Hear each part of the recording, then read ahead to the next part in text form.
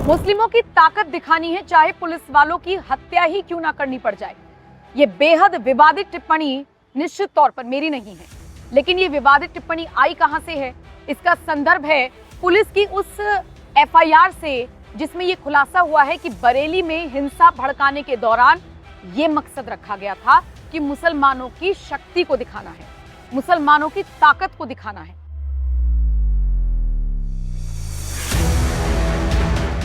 और इसीलिए I love Mohammad के साथ साथ अल्लाह अकबर के नारे लगने लगे। और देखते ही देखते हमने देखा कि जब पुलिस ने समझाने बुझाने की कोशिश की तो कैसे ये भीड़ अराजकता फैलाने की कोशिश करती हुई नजर आई।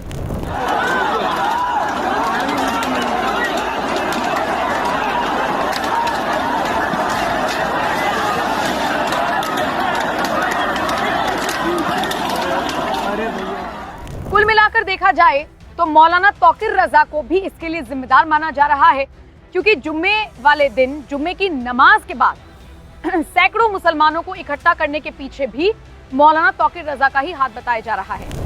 बरेली के डीएम हो या फिर बरेली के एसएसपी हो, हम देख रहे हैं कि जिस तरीके से बयानबाजी हो रही है, जिस तरीके से पुलिस प्रशासन बयान दे रहा है, उसमें कहीं ना कहीं साफ तौर पर इशारा मिल रहा है कि मौलाना तौकीर रजा की वजह से ये हिंसा हुई।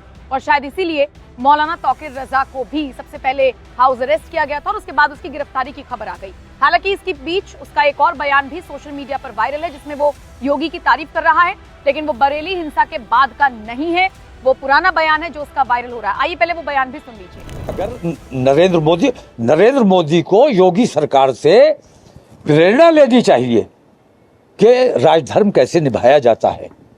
सबका साथ सबका विकास की बात नरेंद्र मोदी करते हैं, लेकिन अपने प्रदेश की बेहतरी का काम जो कर रहा है मैं उसकी तारीफ करूंगा। ये और बात है कि मेरे योगी आदित्यनाथ से इख्तिलाफात हैं, वो अपनी जगह हैं, लेकिन अच्छा काम उन्होंने किया है तो मैं उसकी तारीफ करूंगा। आप मानते हैं कि राजनीतिक कौशल में वो मोदी? अब बात कर लेते हैं मुख्य खबर की। देखिए, तौकीर रजा की अपील पर भीड़ जमा हुई। पुलिस की एफआईआर के अनुसार ये बात आप मानकर चलिए। उसके बाद इस भीड़ ने हिंसक रूप ले लिया। एफआईआर में बताया गया है कि भीड़ गुस्ताख नबी की एक सजा सरतन से जुदा जैसे भड़काऊ नारे भी लगा रही थी। उत्तर प्रदेश के बरेली में जुमे के दिन जिस तरीके से बवाल हुआ, वो तस्वीरें आपने देखी होंगी। आई लव मोहम्मद के नारे लगाते लगाते कैसे अराजकता फैलाने की कोशिश की गई और उसके बाद पुलिस ने लाठीचार्ज किया, वो भी आपने देखा होगा। इस वक्त आप अपनी स्क्रीन पर वो तस्वीरें देख भी रही हैं। लेकिन इन सब के बीच एफआईआर में पुलिस ने तौकीर रजा को आरोपी नंबर 1 बनाया है और एफआईआर के मुताबिक तौकीर रजा की वजह से हिंसा भड़की। उन्हीं की कॉल पर भीड़ जमा हुई, नारेबाजी हुई, तोड़फोड़ हुई, जिसके बाद पुलिस को लाठीचार्ज करना पड़ा। और आपको ये भी बता दें कि तौकीर रजा के साथ साथ उसका सहयोगी नदीम भी था, जिसने बहुत सोच विचार कर ये प्लानिंग की थी। हालांकि नदीम को भी गिरफ्तार कर लिया गया है। ये बड़ी खबर इस वक्त मिल रही है। अच्छा, बरेली पुलिस की एफआईआर में क्या खुलासा हुआ है वो सुनिए। हिंसक भीड़ कह रही थी कि तौकीर रजा ने कहा है कि आज शहर का माहौल बिगाड़ना है, चाहे इसमें पुलिस वालों की हत्या भी करनी पड़ जाए तो कोई गुरेज नहीं, मुस्लिमों को अपनी ताकत को दिखाना है। इतना ही नहीं, आई लव मोहम्मद को लेकर हुए इस प्रदर्शन में अपराधियों को बुलाया गया था, दूसरे जिलों से लोगों को बुलाया गया था। भीड़ में कुछ लोगों ने नारे भी लगाए थे, गुस्ताख नबी की एक सजा सरतन से जुदा, जिससे भीड़ उग्र हुई और फिर बवाल पर उतर आई। नारे लगाते हुए भीड़ ने यह भी कहना शुरू किया कि मौलाना तौकीर रजा ने कहा है कि आज तो शहर का माहौल बिगाड़ देना है, चाहे इसमें पुलिस वालों की हत्या ही क्यों ना करनी पड़े, मुस्लिमों को अपनी ताकत का एहसास दिखाना होगा। सोचिए, ये सारी चीजें बरेली पुलिस की एफआईआर में दर्ज है। अच्छा, इन सब के अलावा आपको ये भी बता दें कि बहुत लोगों की गिरफ्तारी हुई है। मैं आपको एक आंकड़ा बता देती हूँ, 49 लोगों को अरेस्ट किया गया है। 10 एफआईआर में 180 नामजद और 250 अज्ञात लोगों के खिलाफ मुकदमा दर्ज किया गया है। इसी से आप अंदाजा लगा सकते हैं कि कितनी बड़े तौर पर ये साजिश रचने की कोशिश थी और कितने बड़े पैमाने पर पुलिस कार्रवाई कर रही है। लेकिन इसी के साथ हमें ये भी समझना होगा कि जो इंटरनेट बंद किया गया था, जो पुलिस पूरे अलर्ट पर थी, हमने देखा कि अनुराग आर्य खुद घुड़सवारी करते हुए, गश्त करते हुए नजर आए थे। उन सब पर अब ये कह लीजिए चीजें नियंत्रण में आ गई हैं, तो कहीं ना कहीं ध्यान रखा जा रहा है और चीजें अभी सामान्य हो रही हैं। लेकिन जिस तरीके से भीड़ हुई और पुलिस ने लाठीचार्ज किया, उसके बाद का ये एक्शन है। अच्छा, इस एफआईआर में जिक्र इस बात का भी किया गया है कि जुम्मे के दिन उमड़ी इस भीड़ ने पुलिस पर अवैध हथियारों से जान से मारने के मकसद से फायरिंग भी की थी। पुलिस ने अपनी एफआईआर में सारी बातें कही हैं। पुलिस वालों के डंडे छीने, उन पर हमला किया, पुलिस वालों के बैच नोचे, कांच की बोतलों से पेट्रोल बम फेंके गए, जिससे कई पुलिस वाले घायल हुए। पुलिसकर्मियों पर धारदार हथियार से हमला तक किया गया। और सोचिए, अब अगर एक्शन नहीं होगा तो और क्या होगा। और इसीलिए एक्शन हुआ, और एक्शन का रिएक्शन देखिए, रोने के लिए आ गए हैं कट्टरपंथी। मुझे हैरानी होती है कि इकरा हसन जैसी पढ़ी लिखी और समझदार नेता जिन्हें हम मानते हैं, वो भी कह रही हैं कि योगी आदित्यनाथ की जो सरकार है वो गलत कर रही है और ये तानाशाही मिट्टी में मिला दी जाएगी। सुमैया राणा, जो कि समाजवादी पार्टी की नेता है, वो कह रही है कि इस तरीके से नहीं होना चाहिए, हम तो नबी के लिए गोली भी खा लेंगे। गोली खाने के लिए और नबी की खिदमत करने के लिए और उनके लिए सम्मान व्यक्त करने के लिए भगवान किसी ने किसी को नहीं रोका है। न जाने क्यों ये प्रोपेगेंडा फैलाया जा रहा है और इससे अब आम मुसलमानों को, आम लड़कों को बाहर आना होगा। योगी आदित्यनाथ ने एक बार डंके की चोट पर कह दी कि जैसे बरेली में पीटे गए हो, कहीं और पर अगर इसी तरीके से अराजकता फैलाओगे पीटे जाओगे।